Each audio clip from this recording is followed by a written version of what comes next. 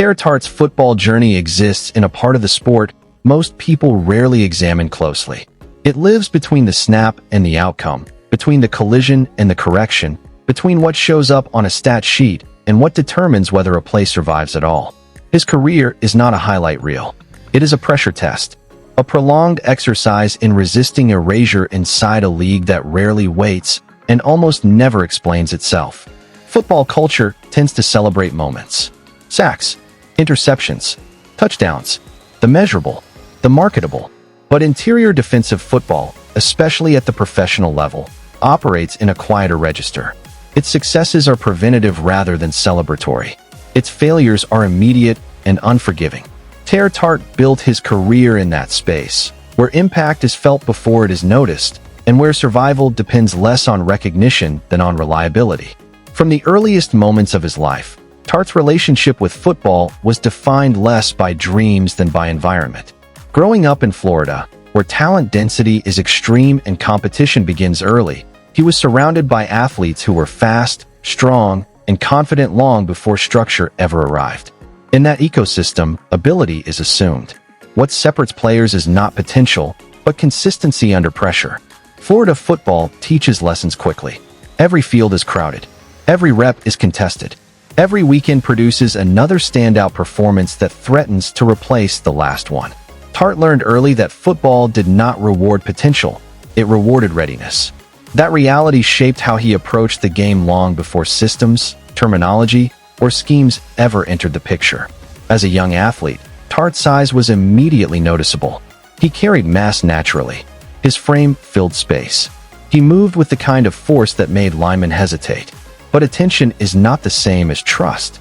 Coaches saw the raw materials, but raw materials invite scrutiny.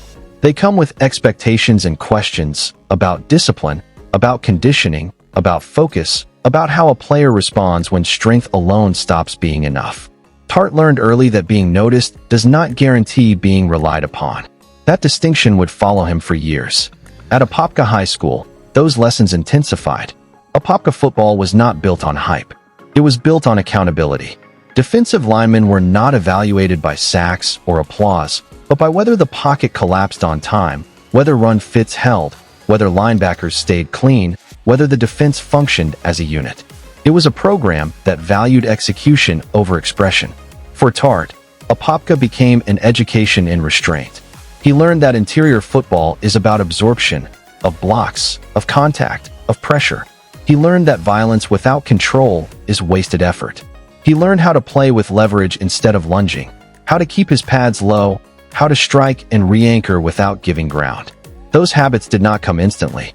They were forged through repetition, correction, and consequence. Every misstep showed up immediately on film. Every lapse in conditioning revealed itself in the fourth quarter. Apopka did not allow interior players to hide. That environment accelerated Tart's understanding of what the position demanded. Despite his physical upside, Tart's recruiting path reflected caution rather than certainty. Programs saw ability but hesitated over refinement. He was not handed prestige. He was offered opportunity, with conditions. That distinction mattered. It meant his development would not be protected by reputation. It would be tested openly. Tart chose Florida International University, understanding exactly what that meant. FIU was not a program where flaws were concealed. Performance was visible. Mistakes lingered. There were no illusions about hierarchy. If you played, you earned it. If you didn't, the reason was clear. FIU demanded responsibility immediately. Tart was not eased into the lineup. He was expected to hold his ground against older, stronger players. The interior of the defensive line became his classroom. Each snap taught him something about balance, about patience, about reading intent before contact. College football exposed Tart to repetition at scale. Play after play, drive after drive. He learned what endurance really meant. Interior linemen do not rotate out for rest as easily. They absorb contact repeatedly. They fight through double teams, chips, and combination blocks designed specifically to wear them down. Tart's conditioning improved not because it was optional, but because survival required it. His technique sharpened because inefficiency was punished immediately. At FIU, he learned how to anchor against double teams, how to split pressure when necessary, and, just as importantly, how to hold his ground when splitting was not the assignment. His growth was gradual but undeniable. He became harder to move. His base widened. His hands became more precise. He learned how to read blocking schemes pre-snap, how to identify zone concepts versus gap concepts, how to anticipate slide protections, how to recognize when an offense was attempting to neutralize him rather than defeat him outright. That recognition mattered. It meant he was influencing the game even when the stat sheet stayed silent. But college production does not guarantee professional patience. Tart entered the NFL without the insulation of draft status. His career began in the narrow margins where opportunity is conditional and permanence is rare. Practice mattered. Meetings mattered. Body composition mattered. Every detail mattered. The early stages of his NFL life were defined by instability. Teams changed. Schemes shifted. Roles were temporary.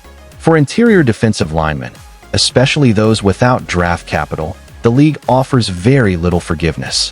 One poor camp can erase years of preparation. One injury can rewrite the narrative entirely. Tart responded by narrowing his focus. He improved his conditioning. He refined his pad level. He studied film obsessively.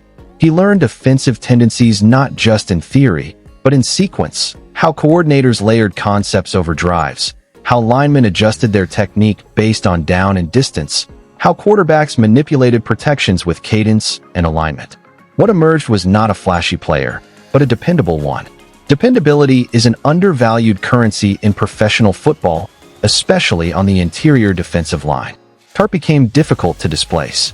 He clogged run lanes. He forced backs to hesitate. He collapsed space just enough to disrupt timing. He did not need to win explosively. He needed to win structurally.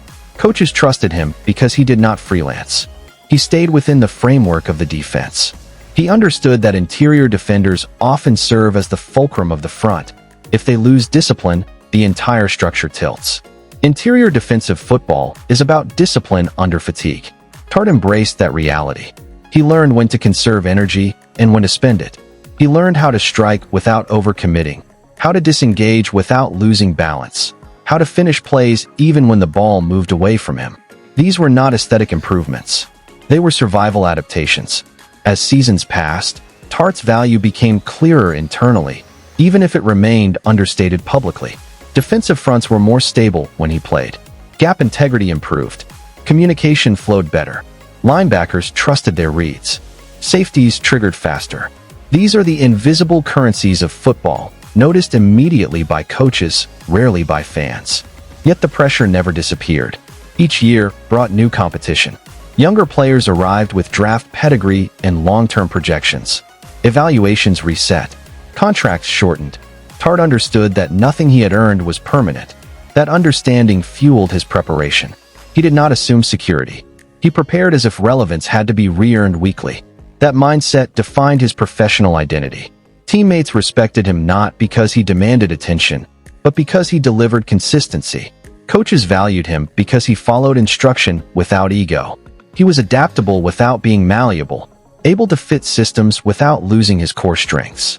Off the field, Tart maintained a low-profile professionalism. He did not chase narrative.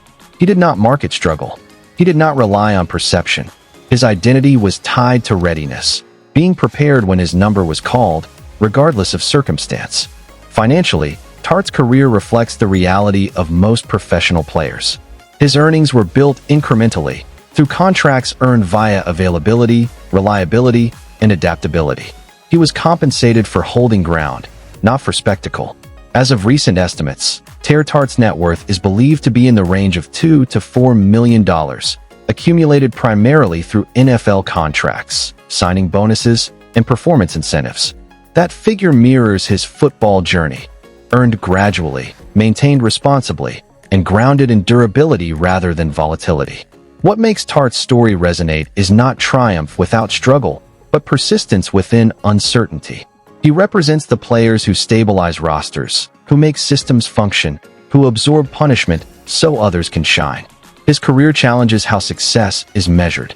It reminds us that football is not sustained by stars alone, but by those who hold the interior together, physically, structurally, mentally. Ter Tart did not arrive with guarantees. He stayed through preparation. He endured through adjustment. In a league obsessed with immediacy, he built relevance through resistance. And in professional football, that resistance matters. Thank you to all the fans for watching and supporting this story. Your appreciation for football's hidden labor, your respect for discipline, and your understanding of resilience give meaning to journeys like Tear Tarts. If you enjoyed this long-form documentary, please like, share, and subscribe. More powerful football stories are coming, and we sincerely thank you for being part of the journey.